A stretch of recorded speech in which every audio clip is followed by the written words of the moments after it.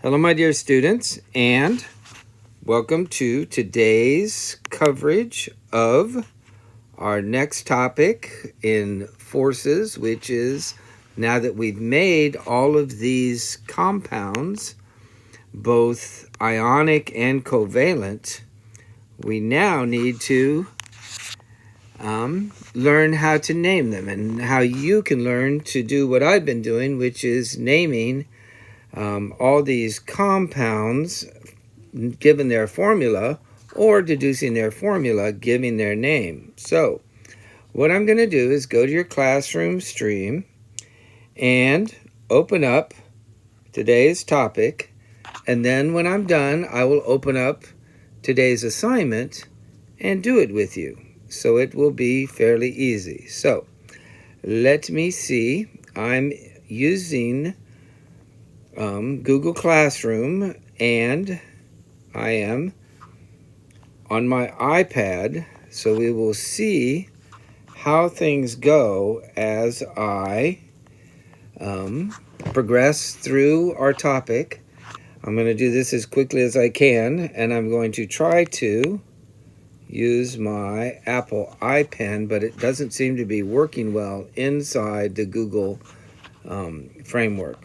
And right now, with this screencast, it's too much trouble for me to download everything and then reopen them up into appropriate programs. For example, this one into PowerPoint. So I can't tell you enough how important it is to be correct in your terminology. You know me and you've listened to me and you know I make lots of mistakes, but I always try to correct myself to be as precise as we can, because in chemistry, simple mistakes can lead to, terrible consequences. So we have to have a universal language that gives us the common ground that we need to communicate scientifically. So let's get to naming ions. And then in the next one, we'll practice naming molecular compounds. Well, we'll practice naming ionic compounds, and then we'll practice naming molecular compounds. So the group A metals and nonmetal ions are, named, and what kind of ion they form depends on their position in the periodic table. The group A's are the simplest. We'll talk about some of the group B's transition elements in a minute.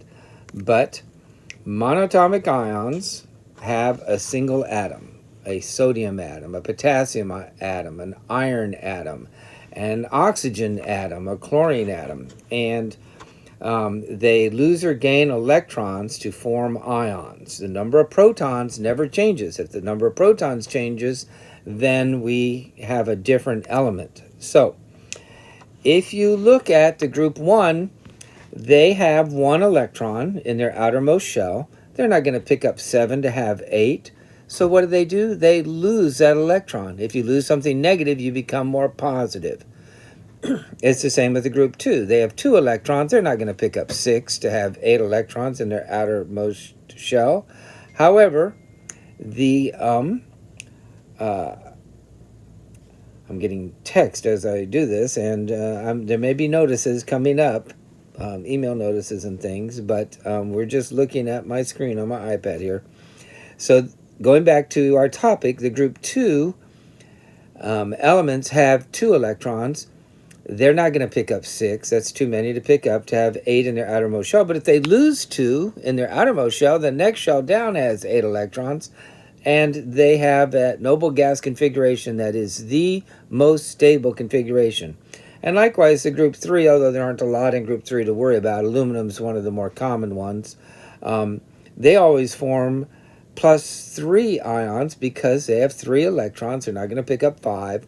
That's a lot to pick up. So they will lose 3. If you lose 3 negatives, you become a +3. You become a +3 ion. These cations, positively charged ions, for the groups 1, 2, and 3, you'll notice that their charge equals the group number. And all we do is add the word ion or cation to them. So we'll say a potassium ion, or an aluminum ion, or an aluminum cation, or a calcium ion. We just add the word ion to it to indicate they are positively charged cations. And because we know or can quickly use the periodic table to deduce what group they're in, we also know their charge, because their charge equals the group number. So, for example, lithium, my Apple Pen is not working the way I expected it to, but lithium, sodium, potassium, rubidium, cesium, and francium all form +1 ions because they're in group 1. Beryllium, magnesium, calcium, strontium, barium, and radium form +2. And similarly, aluminum over there in group 3A forms a +3 ion. So if you have a group A nonmetal, they tend to form anions, and when they do so, there's several ways of looking at it. The official way to determine the charge on a nonmetal in the group A is to subtract 8 from their group number to get the charge on the ion. And then we don't say chlorine ion. It is a chlorine ion or a chlorine anion, but we change the ending to "ide." So we'll have chloride, fluoride, bromide, sulfide, phosphide, carbide, etc. when we form these negative ions. So, looking at this little bit of the periodic table, group 7 has 7 electrons. It wants to have 8. It picks up 1, so it'll have 8, but it picks up 1 negatively charged electron, so it has a net negative charge of 1. Now, that's the way I reason it out. Group 6 has 6 electrons. It wants to have 8, so it picks up 2 electrons to have 8, so it has a -2 charge. Or you can take that group number, 7 minus 8, for -1. The group 7s all are -1. The group 6s are all -2. 6 minus 8 is -2. The groups 5 are typically -3 charged. So nitrogen forms a nitride -3 ion, and phosphorus forms a phosphide -3 ion. So, excuse my touching the screen and changing the format, but these ions are all negatively charged anions because they are gaining electrons. And here's sort of an overview of what we've been talking about. +1, +2, +3 going left to right. And going right to left, starting with group 7, -1, then -2, then -3, all within those groups. Now, we're going to have to remember that when we start naming the compounds in our next topic. Now, the transition metals are a little more complex because they they can have multiple valences. They can be +1 or +2. They can be +2 or +3. They can be +2 or +4. And you can even have more than 2 valences for a few of them. So they're determined by what kind of compound they're reacting with and their origin, but we name them after the number of metals lost. Here are some typical beautiful transition metal solutions. These are obviously salts. They're not naming the counter ion or the anion.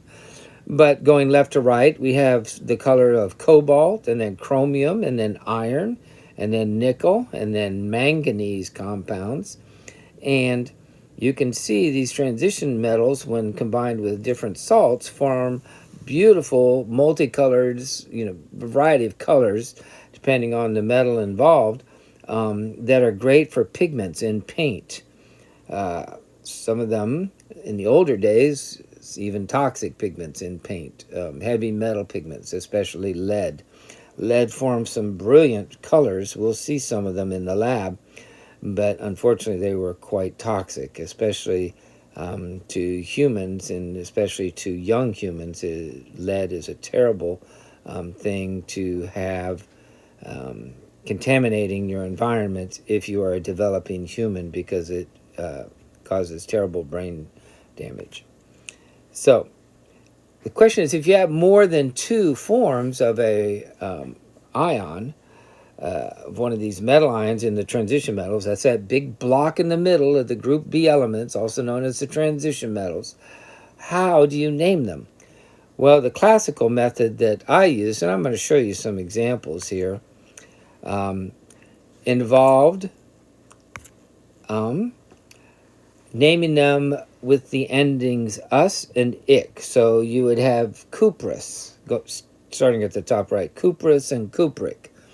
And you might say, okay, cuprous is always less than ik, so it must be one less. So cuprous is +1, cupric is +2. But then look at iron, ferrous and ferric.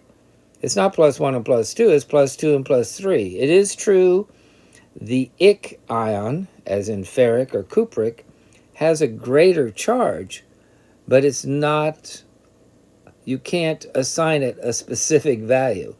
The other thing is, if you look at plumbus and plumbic for lead down a little further, it doesn't, it's true plumbus has a lesser charge than the plumbic, but it doesn't increase by 1. This time it increases by 2. Plumbus is +2 and plumbic is 4+. So this classical naming system was unwieldy, required lots of memorization, and was very difficult to use and keep straight. I do have in the classroom an example of a toothpaste. I can't remember if it's Crest or Colgate. They use stannous fluoride, which is just a nice way of saying a tin 2 fluoride salt. Now the modern way is much better. It's called the stock system, and you use a Roman numeral to designate the charge. It's placed in parentheses after the name of the metal, between the name of the metal and the word ion, and the Roman numeral corresponds to the charge on that particular atom, on that particular transition metal. So I'm bouncing around here only because I want you to know about the stock system, and here's an example of it in the middle column. Copper 1. Hey, you tell me it's copper 1 chloride. I know there's a copper with a +1. Copper 2 chloride would have copper with a +2. As soon as you tell me, you know, what it is, lead 4 sulfate, I know that it's lead with a +4 charge and not lead 2 sulfate with a +2 charge. And I don't have to think back to the difference between plumbus and plumbic, or, you know, those charges are so different and start in different places and move different degrees, 1 or 2 charges difference, that it's hard to keep track of everything. So the new method is the only way we'll use it. It's the only way that's really used by the chemical companies or anybody who sells and deals with metals now, because it's one way to keep it straight, and if you keep it straight, you keep it safe. But that's the formal naming system, and we'll practice using it. This is a little question. Remember, I take my test questions from these lecture notes, and so it says, classify the ions as cations or anions and name the ion. Well, if you look at the periodic table, potassium is a group 1 metal. It forms a +1 ion, and it forms the potassium ion. Iodine is group 7. It gains an electron, so it forms an I, 1-, or just I-, the 1 is understood, ion, and that ion is named the iodide ion. Remember, we changed the end of the name to "ide" for the negative monoatomic single atom anions. For sulfur, it's group 6. It's going to pick up 2 electrons, so it's going to have a 2- or a -2 charge, and we're going to call that the sulfide ion. And lead can form several different ions, but in this case, it lost 4 electrons. That gives it a +4 charge, so that would be lead 4. It's pronounced the lead 4 ion, but it's written the lead, in parentheses, Roman numeral 4, close parentheses, ion. And we would not want to say plumbic ion anymore, because that doesn't give us the information we need. Okay, so here's another quick set of questions. Name the ions formed by these elements and classify them as anions or cations. Metals form positive cations. Non-metals form negative anions. So let's do it. Selenium is, where is it in that periodic table? I want to say it's group 6, but I'm checking a periodic table right now. But selenium, Se, if you washed your head with your hair with Head and Shoulders or Selsun Blue, has selenium in it. And yes, it's group 6, so it forms a -2 ion called the selenide ion. Barium, of course, is group 2, and it forms a +2 metal. And phosphorus there is group 5, and it forms the -3 charged phosphide anion. Termed simply phosphide. If you tell me phosphide, it immediately tells me it's made from phosphorus. It has a -3 charge, and it's an anion. Lots of information in a name. That's why the naming is so important. Now, here's a concept a lot of people find difficult, but many ions are not monatomic cations or anions, but polyatomic ions. It's a group of atoms covalently bonded together. We've already defined it previously in our studies. And the whole group of atoms stays together as a group, but it also carries a charge. Frequently, especially if these are, and most of them are, formed with oxygen, they have names that end in ate or ite. Not ide, ite. So ate or ite. So here's 4 polyatomic ions. The ammonium ion, NH4+. The nitrate ion, very common, NO3-. The sulfate ion, also one of the most common ones, SO4 2-. And the phosphate ion, which is PO4 3-. You know, sulfates are very common as fertilizers, but or components of fertilizers at least, and very common on sugars to make charged acidic sugars. Phosphate ions, phosphate is an important component of DNA. We have the sugar phosphate backbone in there. Nitrates play very important roles as fertilizers, not as good as ammonium as a fertilizer, but it does have nitrogen for use by plants. But these are polyatomic ions. They exist together as a group. And if you have more than one of them in a chemical formula, which we'll get to, you'll put parentheses around it, as has already been done, and then put the number of them in a particular compound outside the parentheses, so you don't confuse the numbers designating the number of each atom type within these polyatomic structures. So, the names, as I said, end in ite or ate, and here are many of the more common ones. You'll need to come back here to answer some of the questions to this table 9.3, but it has some of the more common ones. I want to point out one: acetate, sulfite, sulfate, nitrate, nitrite. Notice that when we have nitrate, NO3, the nitrite has one less oxygen, NO2. The sulfate is SO4. The sulfite has one less oxygen, SO3. Of course, 2- on the charge there. The nitrate has a single negative charge. But I would like you to go down and see the hydrogen carbonate. Many of these ions have trivial names, like the old classical naming system for the metal, transition metal ions. One name for hydrogen carbonate is bicarbonate. And the phosphates used to be called, they had different names, monophosphate, for example, and things like that. So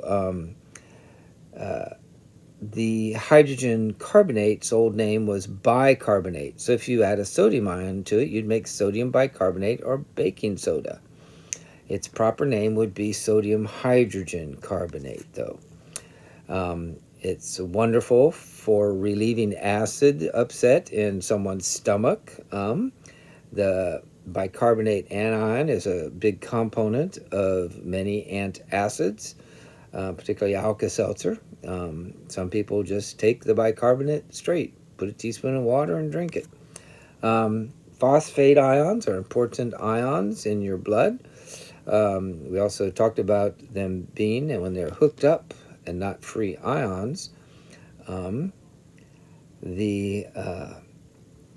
component of DNA.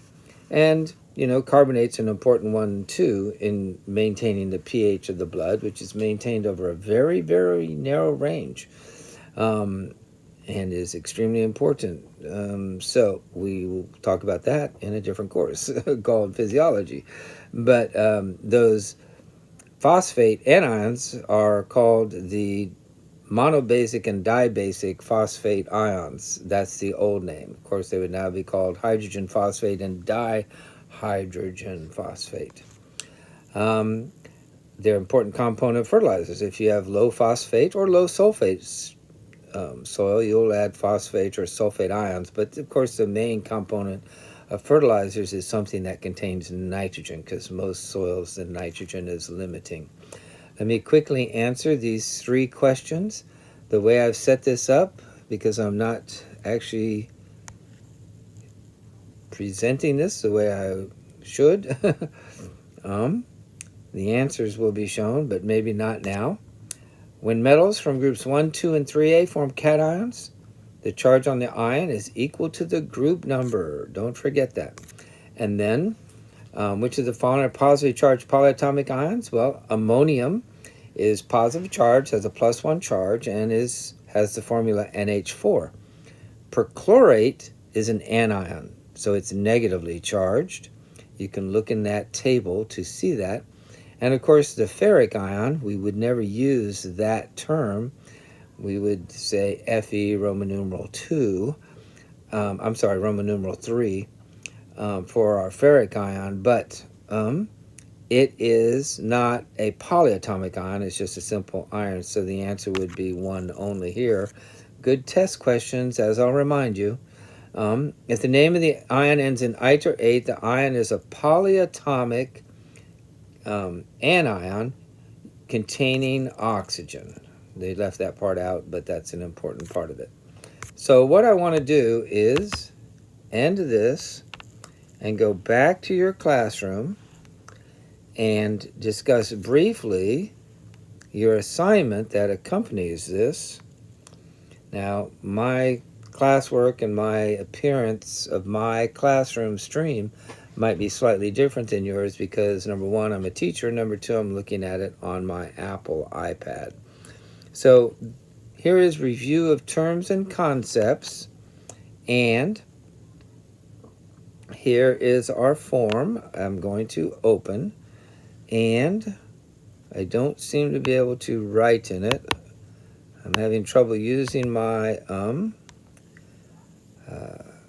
Google Pencil. Well, that didn't help me get to my Google Drive. I just want to see this. So what I'll do is I'll just talk you through it and share the answers with you so you can quickly get through it, and I will read this. So, ions that consist of a single atom are called, number 1, monoatomic ions. Metallic elements tend to lose electrons. Number 2 would be lose, L-O-S-E. Group 1A ions have a +1 charge, 3 is +1, whereas group 2A metals form ions with a +2 charge, 4 is +2. And group 3A metals, and we're really talking about aluminum there, form ions with a +3 charge. That's number 5 is +3. The charge of a group A nonmetal is determined by subtracting 8 from the group number. So 6 would be 8. And for example, the group 7 elements form ions with a charge of -1. So number 7 is -1 because 7 minus 8 is -1. Going on, many of the number 8 transition metals. So number 8 is transition metals. What are the elements with d electrons? Many of the transition metals have more than one common ionic charge. These ions are named using either the stock system or the classical naming system. And of course, you can reverse those. So number 9 is stock, number 10 is classical. But we're only going to use the stock system. Ions containing more than one atom, more than one atom are called polyatomic ions. So number 11 is polyatomic. And the names of most common polyatomic ions end in either ite, I-T-E, or ate, A-T-E. So 12 and 13 in either order. The answers are ite and ate. So I'll give you the rest of these answers, but if you will bear with me, you do have to listen to me kind of explain my reasoning. So the names of polyatomic endings end in ite or ate. That's sometimes true because I can think of like ammonium is ite, and some of them end in us, O-U-S, etc. So, and polyatomic ions for which there is an ite/ate pair, the ite ending will always indicate one less oxygen than the ate ending. That is always true, but you can't put an absolute number on it. Polyatomic ions are anions. That's sometimes true because there are some polyatomic cations. Ammonium is the classic example. The charge on the group A metals is determined by subtracting the group number from 8. That's never true. That would be the group A nonmetals. And the group 6A ions have a charge of 2 minus, and that's always true. So we have sometimes true, ST, 15 is AT, 16 is ST, 17 is NT, and 18 is AT. So moving on to our matching. Monoatomic ions would be B, ions formed from single atoms. That makes sense, pretty logical. Polyatomic ions would be E, ions formed from groups of atoms. Cations, number 21 would be D, positively charged ions. Number 22, anions would be negatively charged ions. That would be A. And number 23, a classical naming system, is C, a traditional way of naming transition metal ions, cations, and that's something we don't do. We use the stock modern official IUPAC system, International Union of Pure and Applied Chemistry. So, I'm sorry I cannot get my Apple Pencil to write on here. I'm not able to do it. I will get that working for the next one, but you'll just have to listen and follow along. What is the charge on a typical ion for the following groups? So group 1A always have a +1 charge. Group 6A always have a 2 minus charge. Going on to C, group 7A always have a -1 charge. And group 2A always have a 2 plus charge. And then it says write the name of each of the following polyatomic ions. So A is hydrogen carbonate. You can see that and how to spell it in the table. Its old name, like I said, is bicarbonate, but we don't use that anymore. So hydrogen carbonate. The next one is the ammonium ion. Not ammonia, but the ammonium ion, a positively charged polyatomic cations. The next one is called permanganate. It's got manganate is MnO3 minus, so this has an extra one, and we have some rules for naming them, but they get kind of complex, so we'll just leave it at, look it up in the table. It's permanganate, or Google it, if you're doing this online. And the OH minus is an ion you will come to know very well as we talk about acids and bases. It is called the hydroxide ion. So now the last one, number 26, is how many electrons does a neutral atom gain or lose to form each of the following atoms? So obviously calcium ion there with its 2 plus lost 2 electrons, because if you lose something negative, you get more positive. So A is lose 2. Sulfide has a 2 minus, so it must have gained 2 electrons, so it's gained 2. The iodide ion there, so don't forget sulfide and iodide, we changed the name, the ending to "ide." So C, the iodide ion, it gained 1 electron. It got more negative, but you're gaining a negative. So when you add a negative, you get more negative. So gained 1. Just think the same way you do in math about gaining electrons. Don't forget they have a negative charge. So manganese is plus 3, and it lost 3. So it will lose 3 electrons. The answer to D is lose 3 for that Mn. By the way, that's manganese, not magnesium. Magnesium is Mg. So when you're looking on the periodic table for these, for information, Mn, make sure you match up the symbols. It's a common beginner mistake, manganese versus magnesium.